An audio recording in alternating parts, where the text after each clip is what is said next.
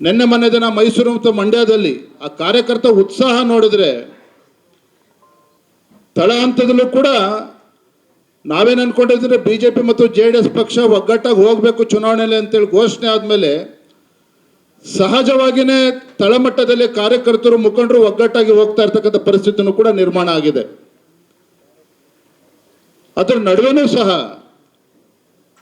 ಇಲ್ಲಿ ವೇದಿಕೆ ಮೇಲೆ ಇರ್ತಕ್ಕಂಥ ನಮ್ಮ ಹಿರಿಯ ಮುಖಂಡರು ಮತ್ತು ವೇದಿಕೆ ಮುಂಭಾಗದಲ್ಲಿರ್ತಕ್ಕಂಥ ನಮ್ಮ ಪಕ್ಷದ ಬಿಜೆಪಿ ಮತ್ತು JDS ಪಕ್ಷದ ಎಲ್ಲ ಮುಖಂಡರು ನಮ್ಮೆಲ್ಲರ ಕರ್ತವ್ಯ ಮತ್ತು ಜವಾಬ್ದಾರಿ ಕೂಡ ಹೆಚ್ಚಿರ್ತಕ್ಕಂಥದ್ದು. ಯಾಕೆ ಅಂತ ಹೇಳಿದ್ರೆ ಈ ಒಂದು ಸಮ್ಮೇಳನ ಏನಾಗಿದೆ ಇದು ರಾಜ್ಯದ ಜನರು ಬಹಳ ಗಂಭೀರವಾಗಿ ತೆಗೆದುಕೊಂಡಿದ್ದಾರೆ. ಹಾಗಾಗಿ ನಮ್ಮ ಕಾರ್ಯಕರ್ತರಲ್ಲಿ ಪಕ್ಷದ ಮುಖಂಡರಲ್ಲಿ ತಳ ಹಂತದಲ್ಲಿ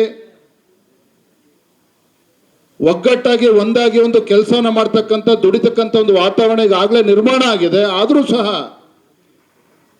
ಪ್ರತಿಯೊಬ್ಬರು ಕೂಡ ವಿಶ್ವಾಸದಿಂದ ಭಾರತೀಯ ಜನತಾ ಪಾರ್ಟಿ ಮತ್ತು JDS ಪಕ್ಷದ ಅಭ್ಯರ್ಥಿಗಳ ಪರವಾಗಿ ಕೆಲಸ ಮಾಡುವ ನಿಟ್ಟಿನಲ್ಲಿ ಇನ್ನೂ ಕೂಡ ಸಂಯೋಜನೆ ಕೂಡಿಸ್ತಕ್ಕಂಥ ಕೆಲಸ ನೀವು ಎಲ್ಲರೂ ಸೇರಿ ಮಾಡಬೇಕಾಗಿದೆ ಅನ್ನೋ ಮಾತನ್ನ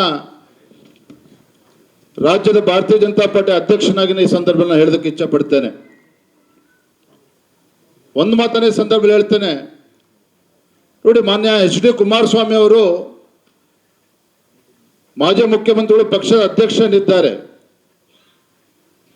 ಕೇಂದ್ರದಲ್ಲಿ ಮತ್ತೊಮ್ಮೆ ನರೇಂದ್ರ ಮೋದಿಜಿಯವರು ಪ್ರಧಾನಮಂತ್ರಿ ಆಗಬೇಕು, ಮೋದಿಜಿಯವರ ನೇತೃತ್ವದ ಭಾರತೀಯ ಜನತಾ ಪಾರ್ಟಿಯ ನೇತೃತ್ವದ NDA ಕೂಟ ಕೇಂದ್ರದಲ್ಲಿ ಮತ್ತೆ ಅಧಿಕಾರಕ್ಕೆ ಬರಬೇಕು ಅನ್ನೋದ್ರ ಬಗ್ಗೆ ಯಾವ ರೀತಿ ಅವರ ಒಂದು ಬದ್ಧತೆ ಇದೆ ಅಂತ ಹೇಳಿದ್ರೆ ತಮ್ಮ ಆರೋಗ್ಯದ ಸಮಸ್ಯೆಯನ್ನು ಕೂಡ ಕಡೆಗಣಿಸಿ ಎಲ್ಲವನ್ನೂ ಕೂಡ ಕಡೆಗಣಿಸಿ ಇವತ್ತು ಆರೋಗ್ಯ ಮೊನ್ನೆ ಆಸ್ಪತ್ರೆ ಕಳೆದ ವಾರ ಅಡ್ಮಿಟ್ ಆದರೂ ಸಹ ಆಸ್ಪತ್ರೆಯಿಂದ ಬಂದು 2 ದಿನ ಅವರು ವಿಶ್ರಾಂತಿನೂ ಕೂಡ ಪಡೆದುಕೊಂಡಿಲ್ಲ.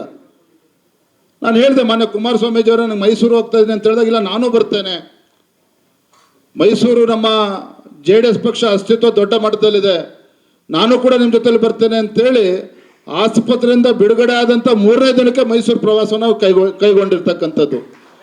ಇದು ಅವರ ಒಂದು ಬದ್ಧತೆ ಇವತ್ತು ಎಷ್ಟರ ಮಟ್ಟಿಗಿದೆ ಅಂತಕ್ಕಂಥದ್ದು ತೋರಿಸ್ತದೆ. ಇವತ್ತು ರಾಜ್ಯದಲ್ಲಿ ಯಾವ ರೀತಿ ವಾತಾವರಣ ನಿರ್ಮಾಣ ಆಗಿದೆ ಅಂತ ಹೇಳಿದ್ರೆ ರಾಜ್ಯದಲ್ಲಿ ಅಧಿಕಾರವನ್ನು ನಡೆಸ್ತಾ ಇರ್ತಕ್ಕಂಥ ಆಡಳಿತ ನಡೆಸ್ತಾ ಇರ್ತಕ್ಕಂಥ ಕಾಂಗ್ರೆಸ್ ಪಕ್ಷ ತತ್ತರಿಸಿ ಹೋಗಿರ್ತಕ್ಕಂಥ ತಾವೆಲ್ಲರೂ ಕೂಡ ನೋಡ್ತಾ ಇದ್ದೀರಿ. ಮಾನ್ಯ ಮುಖ್ಯಮಂತ್ರಿಗಳು ಅನ್ಕೊಂಡಿದ್ರು, ಮುಖ್ಯಮಂತ್ರಿಗಳು ಉಪಮುಖ್ಯಮಂತ್ರಿಗಳು ಕನಿಷ್ಠ 15-20 ಮಂತ್ರಿಗಳನ್ನ ಈ ಲೋಕಸಭಾ ಚುನಾವಣೆಯಲ್ಲಿ ಅಭ್ಯರ್ಥಿಗಳನ್ನಾಗಿ ಘೋಷಣೆ ಮಾಡಬೇಕು ಅಂತೇಳಿ ಸಾಕಷ್ಟು ಚರ್ಚೆಗಳು ಆಗಿದ್ದು ತಾವು ನೋಡಿದಿರಿ ಪತ್ರಿಕೆಗಳಲ್ಲಿ, ದೃಶ್ಯ ಮಾಧ್ಯಮಗಳಲ್ಲಿ. ಅದೇ ಇಡೀ ದೇಶದಲ್ಲಿ ಮತ್ತು ಕರ್ನಾಟಕ ರಾಜ್ಯದಲ್ಲೂ ಸಹ ಯಾವ ರೀತಿ ಇವತ್ತು ಭಾರತೀಯ ಜನತಾ ಪಾರ್ಟಿ ಮತ್ತು JDS ಪರವಾಗಿ ರಾಜ್ಯದಲ್ಲಿ ಯಾವ ರೀತಿ ವಾತಾವರಣ ನಿರ್ಮಾಣ ಆಗಿದೆ, ನರೇಂದ್ರ ಮೋದಿಜಿಯವರ ಪರವಾದಂಥ ಒಂದು ಜನಪ್ರಿಯತೆ ಎಷ್ಟು ಉತ್ತುಂಗಕ್ಕೆ ಹೋಗ್ತಾ ಇದೆ ಅಂತ ಹೇಳಿದ್ರೆ ಕಾಂಗ್ರೆಸ್ ಪಕ್ಷದ ಯಾವುದೇ ಮಂತ್ರಿ, ಆಡಳಿತ ಪಕ್ಷದ ಯಾವುದೇ ಸಚಿವರು ಕೂಡ ಲೋಕಸಭಾ ಚುನಾವಣೆಯಲ್ಲಿ ಸ್ಪರ್ಧೆ ಮಾಡ್ತಕ್ಕಂಥ ಎದೆಗಾರಿಕೆ ತೋರಿಸೋದಕ್ಕೆ ಸಾಧ್ಯ ಆಗಿಲ್ಲ.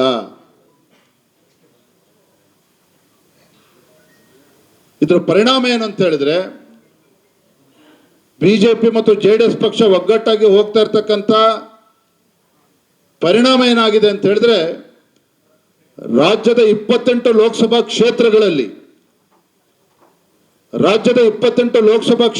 ಇವತ್ತು ಭಾರತೀಯ ಜನತಾ ಪಾರ್ಟಿ ಮತ್ತು JDS ಪಕ್ಷದ ಅಭ್ಯರ್ಥಿಗಳು ವಿಜಯ ಪತಾಕೆಯನ್ನು ಹಾರಿಸ್ತಕ್ಕಂಥದ್ದು ಯಾವುದೇ ಸಂಶಯ ಇಲ್ಲ ಅನ್ನೋದನ್ನ ಈ ಸಂದರ್ಭದಲ್ಲಿ ಹೇಳೋದಕ್ಕೆ ಇಚ್ಛೆ ಪಡ್ತೇನೆ. ಮತ್ತೊಂದು ಪ್ರಮುಖವಾಗಿರ್ತಕ್ಕಂಥ ಅಂಶ ಅಂತ ಹೇಳಿದ್ರೆ ಕಳೆದ 4-5 ತಿಂಗಳುಗಳಿಂದ ಆಡಳಿತ ಪಕ್ಷ ಕಾಂಗ್ರೆಸ್ ಪಕ್ಷ ಕನಿಷ್ಠ 18-20 ಲೋಕಸಭಾ ಕ್ಷೇತ್ರಗಳನ್ನ ಗೆಲ್ತೇವೆ ರಾಜ್ಯದಲ್ಲಿ ಅಂತ ಹೇಳಿ ಭ್ರಮೆನಲ್ಲಿದ್ರು ಕಾಂಗ್ರೆಸ್ ಪಕ್ಷ. ಅಧಿಕಾರದ ಅಮಲಿನಲ್ಲಿ ತೇಲ್ತಾ ಇದ್ದಂತ ಆಡಳಿತದ ಕಾಂಗ್ರೆಸ್ ಪಕ್ಷ ಇವತ್ತು ರಾಜ್ಯದ ಜನರು ಶಾಪ ಆಗ್ತಾ ಇದ್ದಾರೆ.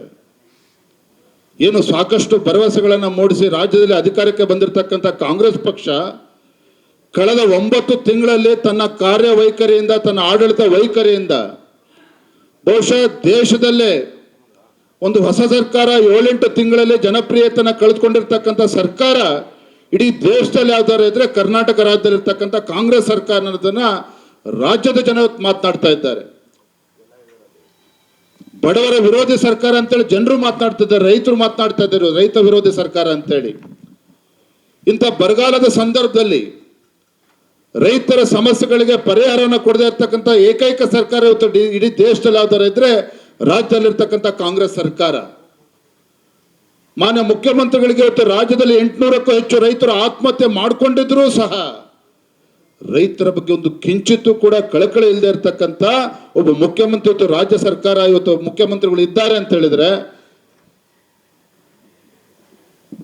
ದಲಿತ ವಿರೋಧಿ ಸರ್ಕಾರ, ಬಡವರಿಗೆ ಅದೊಂದು ಕಾಳಜಿ ಇಲ್ಲದೆ ಇರ್ತಕ್ಕಂಥ ಸರ್ಕಾರ ಬಂದು 8 ತಿಂಗಳಲ್ಲಿ ಒಂದೇ ₹1 ಅನುದಾನವನ್ನ ಅಭಿವೃದ್ಧಿಗೋಸ್ಕರ ಕೊಡದೇ ಇರ್ತಕ್ಕಂಥ ಒಂದು ಅಭಿವೃದ್ಧಿ ಶೂನ್ಯ ಇವತ್ತು ರಾಜ್ಯದಲ್ಲಿ ಇರ್ತಕ್ಕಂಥದ್ದು. ಹಾಗಾಗಿ ಒಟ್ಟಾರೆಯಾಗಿ ಹೇಳೋದಾದ್ರೆ ಆತ್ಮೀಯ ಕಾರ್ಯಕರ್ತ ಬಂಧುಗಳೇ, ಪಕ್ಷದ ಮುಖಂಡರೇ, ಈ ದುಷ್ಟ ಕಾಂಗ್ರೆಸ್ ಸರ್ಕಾರದ ವಿರುದ್ಧ ಜನ ಆಕ್ರೋಶಗೊಂಡಿದ್ದಾರೆ. ದೇಶದ ಭದ್ರತೆ ಸುಭದ್ರತೆ ದೃಷ್ಟಿಯಿಂದ ಇವತ್ತೇನು ಭಾರತವನ್ನ ಜಗತ್ತಿನ ಅಗ್ರಗಣ್ಯ ರಾಷ್ಟ್ರಗಳ ಸಾಲಿನಲ್ಲಿ ತೆಗೆದುಕೊಂಡು ಹೋಗಬೇಕು ಅನ್ನುವ ಕನಸನ್ನು ಹಿಡ್ಕೊಂಡು ನರೇಂದ್ರ ಮೋದಿಜಿಯವರು ಕಳೆದ 10 ವರ್ಷಗಳಿಂದ ಯಾವ ರೀತಿ ಒಬ್ಬ ಪ್ರಧಾನಮಂತ್ರಿ ಆಗಿ ಒಂದು ದಿನನೂ ಕೂಡ ವಿಶ್ರಾಂತಿಯನ್ನ ಪಡೆದುಕೊಳ್ಳದೇನೆ ಇವತ್ತು ಯಾವ ರೀತಿ ನಮ್ಮ ಪ್ರಧಾನಮಂತ್ರಿ ಹೆಮ್ಮೆಯ ಪ್ರಧಾನಮಂತ್ರಿ, ನಾನು ಪ್ರಧಾನಮಂತ್ರಿ ಅಲ್ಲ ಒಬ್ಬ ಪ್ರಧಾನ ಸೇವಕ ಅಂತೇಳಿ ಇವತ್ತು ದೇಶದ 140 ಕೋಟಿ ಜನರಿಗೆ ಇವತ್ತು ಸೇವೆಯನ್ನು ಮಾಡ್ತಾ ಇದ್ದಾರೆ. ಇದರ ಪರಿಣಾಮ ಒಂದೇ, ನಮ್ಮ ಪ್ರಧಾನಮಂತ್ರಿ ನರೇಂದ್ರ ಮೋದಿಜಿಯವರು ಅಧಿಕಾರಕ್ಕೆ ಬಂದು 10 ವರ್ಷ ಕಳೆದರೂ ಸಹ ಅವರ ಜನಪ್ರಿಯತೆ ಇನ್ನೂ ಜಾಸ್ತಿ ಆಗಿದೆ ಹೊರತು ಕಡಿಮೆ ಆಗಿಲ್ಲ. ಹಾಗಾಗಿ ನಮ್ಗೆ ಸಂಪೂರ್ಣ ವಿಶ್ವಾಸ ಇದೆ, ಮುಂದಿನ ಲೋಕಸಭಾ ಚುನಾವಣೆ ದೇಶದ ಭವಿಷ್ಯವನ್ನು ರೂಪಿಸ್ತಕ್ಕಂಥ ಚುನಾವಣೆ. ಇಡೀ ದೇಶದಲ್ಲಿ 400ಕ್ಕೂ ಹೆಚ್ಚು ಸ್ಥಾನಗಳನ್ನು ಗೆಲ್ಲೋದ್ರ ಮುಖೇನ ಕರ್ನಾಟಕ ರಾಜ್ಯದಲ್ಲಿ ನಿಮ್ಮೆಲ್ಲರ ಸಂಕಲ್ಪ ರಾಜ್ಯದ ಎಲ್ಲ 28 ಕ್ಷೇತ್ರಗಳಲ್ಲಿ ಗೆಲ್ಲಬೇಕು ಅನ್ನೋದು. ಹಾಗಾಗಿ ಈ ದೃಷ್ಟಿಯಿಂದ ನೀವೆಲ್ಲರೂ ಸೇರಿ ಭಾರತೀಯ ಜನತಾ ಪಾರ್ಟಿ ಮತ್ತು JDS ಪಕ್ಷದ ಎಲ್ಲ ಮುಖಂಡರು ಒಗ್ಗಟ್ಟಾಗಿ ಒಂದಾಗಿ ಚುನಾವಣೆ ಮುಗಿಂತ ಮತದಾನ ಮುಗಿತಾಗ ಸಂಜೆ 6 ಗಂಟೆವರೆಗೂ ಸಹ ನಮ್ಮ ಜವಾಬ್ದಾರಿಯಿಂದ ನಾವು ನುಣುಚ್ಕೊಳ್ತಕ್ಕಂಥ ಪ್ರಶ್ನೆ ಇಲ್ಲ. ದೇಶದ ಹಿತದೃಷ್ಟಿಯಿಂದ, ರಾಜ್ಯದ ಹಿತದೃಷ್ಟಿಯಿಂದ ನಾವೆಲ್ಲರೂ ಕೂಡ ಒಗ್ಗಟ್ಟು. ಜನ ಪ್ರತಿದಿನ ಟೈಮ್ ಸರಿಯಾಗಿ ಊಟ ಮಾಡ್ತಾರೋ ಬಿಡ್ತಾರೋ, ಆದರೆ ಪೊಲಿಟಿಕಲ್ ಟ್ರೆಂಡ್ ಏನಿದೆ ಅಂತ ಪ್ರತಿದಿನ ಪ್ರತಿಕ್ಷಣ ಕಾಯ್ತಿರ್ತಾರೆ. ಕರ್ನಾಟಕದ ಅಖಾಡದಲ್ಲಿ ಯಾವ ಅಭ್ಯರ್ಥಿ ಅಬ್ಬರಿಸಿದ್ರು ಮತ್ಯಾವ ಅಭ್ಯರ್ಥಿ ತತ್ತರಿಸಿದ್ರು ಅಂತ ನೋಡೋಕೆ ಕಾತರದಿಂದ ಕಾಯ್ತಿರ್ತಾರೆ. 28 ಕ್ಷೇತ್ರಗಳ ಪ್ರತಿದಿನದ ಪಬ್ಲಿಕ್ ಪಲ್ಸ್ ಏನು, ಪ್ರಚಾರದಲ್ಲಿ ಯಾರ ಮುಂದೆ ಯಾರ ಹಿಂದೆ ಎಲ್ಲ ಮಾಹಿತಿಯನ್ನ ನಾವು ಕೊಡ್ತೇವೆ. ಕರ್ನಾಟಕ ಕುರುಕ್ಷೇತ್ರ 28 ಕ್ಷೇತ್ರಗಳ ಡೈಲಿ ನ್ಯೂಸ್ ಪ್ರತಿದಿನ ರಾತ್ರಿ 8 ಗಂಟೆಗೆ ಯೂಟ್ಯೂಬ್ನಲ್ಲಿ ಕರ್ನಾಟಕ ಟಿವಿ ಅಂತ ಸರ್ಚ್ ಮಾಡಿ, ನಂತರ ನಮ್ಮ ಕರ್ನಾಟಕ ಟಿವಿ ಸಬ್ಸ್ಕ್ರೈಬ್ ಮಾಡಿ. ಸಬ್ಸ್ಕ್ರೈಬ್ ಆದ್ಮೇಲೆ ನಿಮಗೆ ಹೋಮ್ ಪೇಜ್ ಬಂದರೆ ಕಮ್ಯುನಿಟಿ ಅನ್ನೋ ಆಪ್ಷನ್ ಸಿಗುತ್ತೆ. ಈ ಕಮ್ಯುನಿಟಿ ಆಪ್ಷನ್ ಕ್ಲಿಕ್ ಮಾಡಿದ್ರೆ ನಿಮ್ಮ ಕೆಳಗಡೆ 28 ಲೋಕಸಭಾ ಕ್ಷೇತ್ರಗಳ ಒಂದು ಪೋಲ್ ಕ್ರಿಯೇಟ್ ಮಾಡಲಾಗಿದೆ. ನೀವು ಹೋಗಿ 28 ಕ್ಷೇತ್ರಗಳಲ್ಲಿ ಯಾರು ಗೆಲ್ತಾರೆ, ಯಾರು ಗೆಲ್ಲಬೇಕು, ನಿಮ್ಮ ಸಪೋರ್ಟ್ ಯಾರಿಗೆ ಅಂತ ಅಲ್ಲಿ ನೀವು ಕ್ಲಿಕ್ ಮಾಡ್ಬೋದು, ಅಂದರೆ ವೋಟ್ ಮಾಡ್ಬೋದು. ಇಲ್ಲೇನು ವೋಟಿಂಗ್ ಆಗುತ್ತೆ ನಾವು ಪ್ರತಿದಿನ ನಾವು ನ್ಯೂಸಲ್ಲಿ ನಿಮಗೆ ಅಪ್ಡೇಟ್ ಮಾಡ್ತಿರ್ತೀವಿ. ಇದು ಮತದಾನದ ದಿನದವರೆಗೂ ಕೂಡ ಈ ಪೋಲಿಂಗ್ ಓಪನ್ ಇರುತ್ತೆ.